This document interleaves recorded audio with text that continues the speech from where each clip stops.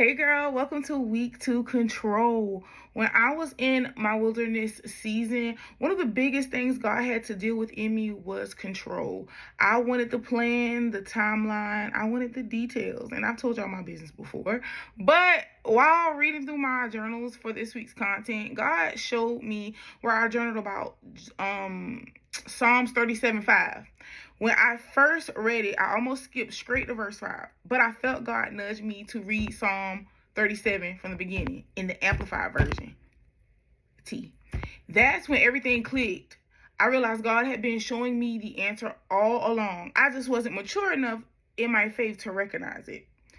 The antidote to control has been in His Word the whole time. Let me put y'all on. Trust in the Lord. Control begins when we stop trusting God and try to rely on ourselves. Do good. Don't panic while you wait. Stay faithful and keep doing what God already told you to do. Delight yourself in the Lord. Stop obsessing over the outcome and focus on Him. Commit your way to the Lord, which basically means hand over your plans, your timeline, and your expectations and say, God, I trust you with all of it. Trust Him. Notice He says trust again. Surrender isn't one decision, it's a daily choice. He will act. And this is my favorite part. God says He will act, not you, but Him.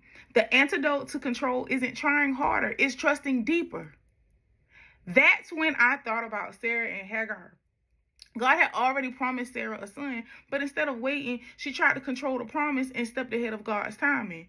Y'all know the saying, don't create an Ishmael trying to force an Isaac. But seriously, this is exactly why I'm so passionate about sharing these messages, y'all.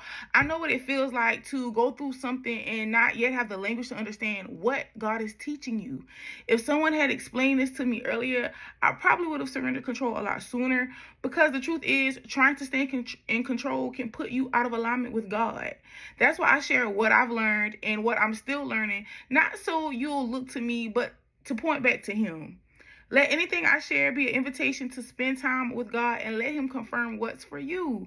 And remember, you're not just that girl. You're God's girl.